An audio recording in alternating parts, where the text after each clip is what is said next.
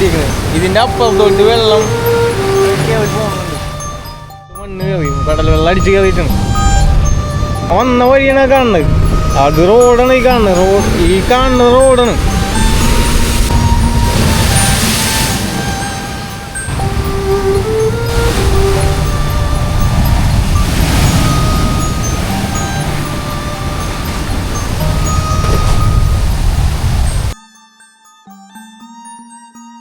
എനിക്കൊരു സംഭവം കാണിച്ചുതരാം. കടലിൻ്റെ അതിഭീകരമായ അവസ്ഥ എന്നൊക്കെ പറയില്ലേ, ഈ കുഴിപ്പുള്ളിയിൽ പഴങ്ങാട് ബീച്ച് എന്ന് പറയും.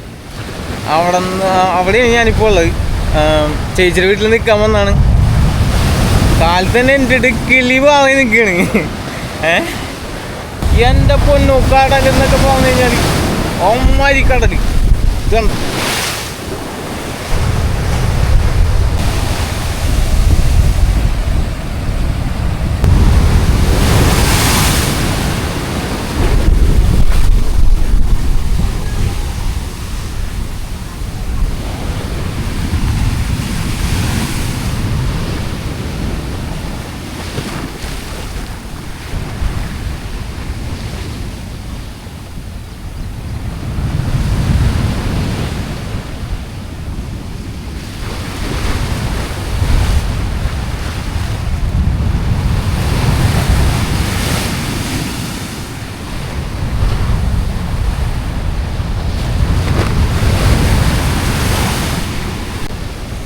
അങ്ങനെയുണ്ട്. കിളി പോകൂലേ?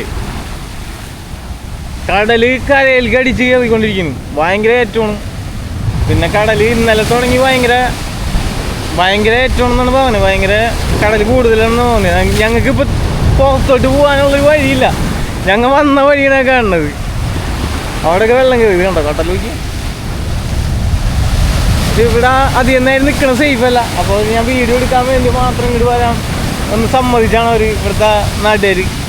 അതെന്ന് വെച്ചാൽ ഇവിടെ ചേച്ചിയൊക്കെ വീഡിയോ എടുക്കാൻ വേണ്ടി മാത്രം ജസ്റ്റ് കുറച്ച് നേരം ഇവിടെ വന്ന് നിന്നിട്ട് ജസ്റ്റ് വീഡിയോ എടുത്തിട്ട് ഇങ്ങനെ പോയിരുന്നു തോന്നുന്നത്. അവരൊക്കെ ഇങ്ങോട്ട് വരുന്നില്ല കാണാൻ.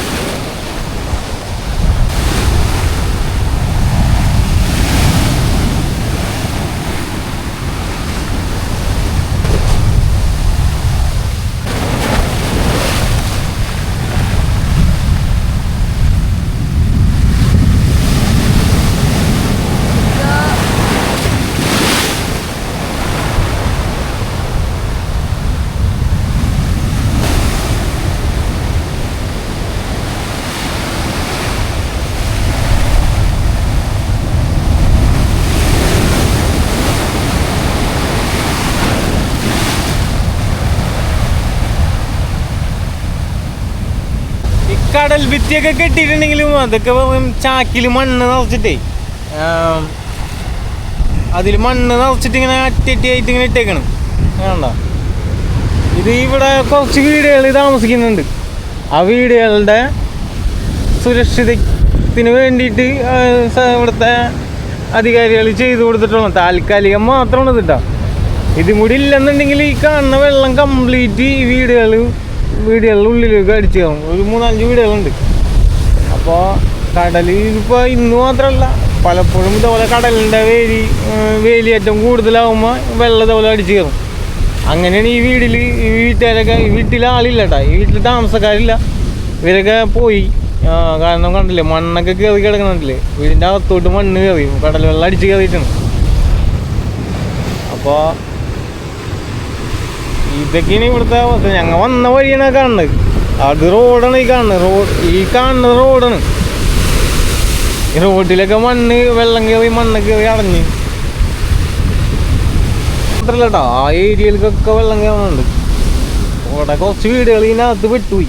കാരണം ഇവിടേക്ക് പുറത്തോട്ട് പോകാനും വഴിയില്ല, ഇങ്ങോട്ട് പോകാനും ഈ റോഡിലോട്ട് കൂടെ പോകാനും വഴിയില്ല. ആ റോഡിലോട്ട് പോലെ വെള്ളം കയറി കിടക്കണം മൊത്തം.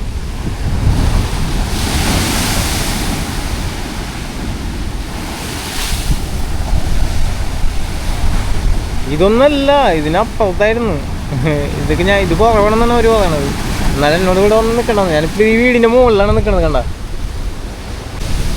എന്തുകൊണ്ടാണ് ഇവിടുത്തെ ഈ ഒരു ഭിത്തി നിർമ്മാണത്തിൻ്റെ കാലതാമസം എന്താണെന്ന് അറിയില്ല. അതിൻ്റെ ഫണ്ടൊക്കെ പാസ്സായി കിടക്കുന്നുണ്ടെന്നൊക്കെ പറയണം. ഈ തീരദേശ റോഡും റെഡിയാക്കാനുള്ള ഫണ്ടൊക്കെ പാസ്സായി എന്നൊക്കെ പറയണം. അതിനെ പറ്റി നിൽക്കുമ്പോൾ ജസ്റ്റ് ഒരു പേടിയുണ്ട്. ഓരോ തിരടിക്കുമ്പോൾ കിളി പോകണ്. കാരണം അമ്മമാരി ഒന്നടിക്കണ സൗണ്ട് കേൾക്കണ്ടെന്ന് അറിയില്ല ഞാൻ പറയണത്.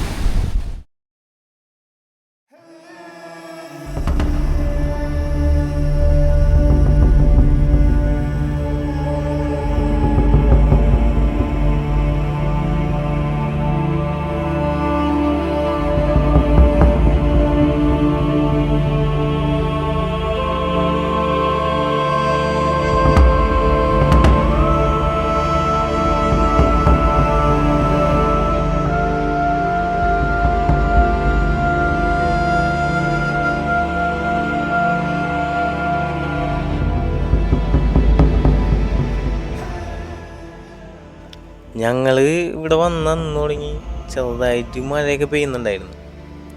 പിന്നെ വൈകുന്നേരം ആയപ്പോഴത്തേനും കൊടുങ്കാറ്റായി. കാറ്റെന്ന് വെച്ചാൽ അമ്മാതിരി കാറ്റ്. പേടിച്ചിട്ട് 2 ദിവസം ഉറങ്ങിയിട്ടില്ല ഞങ്ങൾ.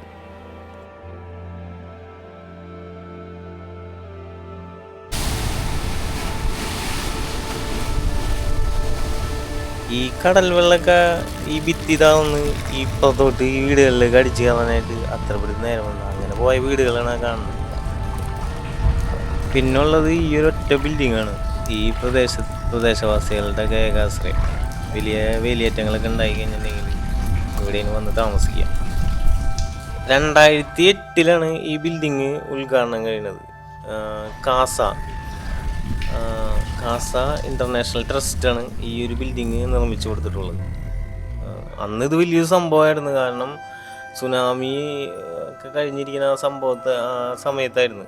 ഇവിടെ ഏറ്റവും കൂടുതൽ വേലിയേറ്റങ്ങളൊക്കെ ബാധിക്കുന്ന സ്ഥലങ്ങളിലാണ് നോക്കിയിട്ടൊക്കെയാണ് ഇവർ ഈ ബിൽഡിങ് പണിതിട്ടുള്ളത്.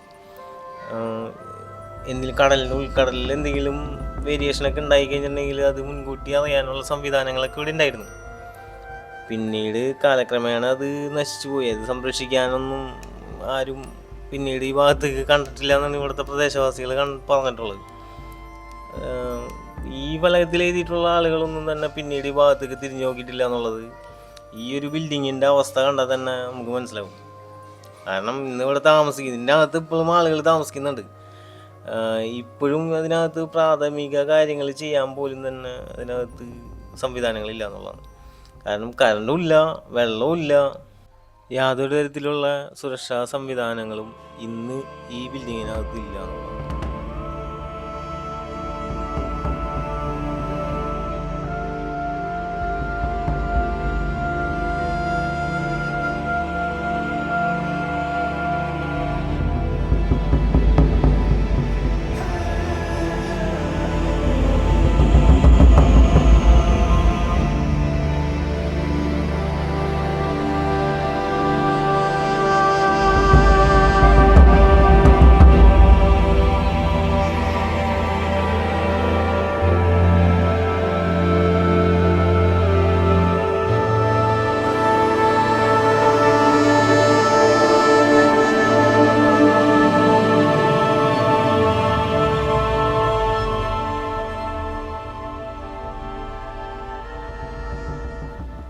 വലിയൊരു തിരമാല വന്നു കഴിഞ്ഞാൽ തകർന്നു പോകാവുന്ന വില ഈ മണൽ ഭിത്തിക്കുള്ളൂ.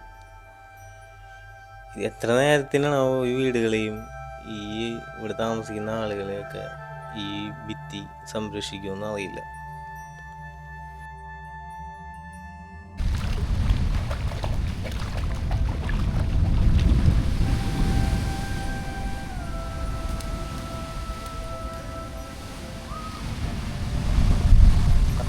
ഈ ഒരു പ്രദേശത്തേക്ക് വരാനുള്ള എല്ലാ വഴികളും വെള്ളം കയറി ഒഴുക്കണം. ഒരു ഹെൽപ്പുമായിട്ട് ഒരാൾക്ക് ഈ പ്രദേശത്തേക്ക് വരാനോ ഇവിടെ നിന്ന് പുറത്തോട്ട് പോകാനോ യാതൊരു വഴിയില്ല. ചുറ്റും വെള്ളമാണ്.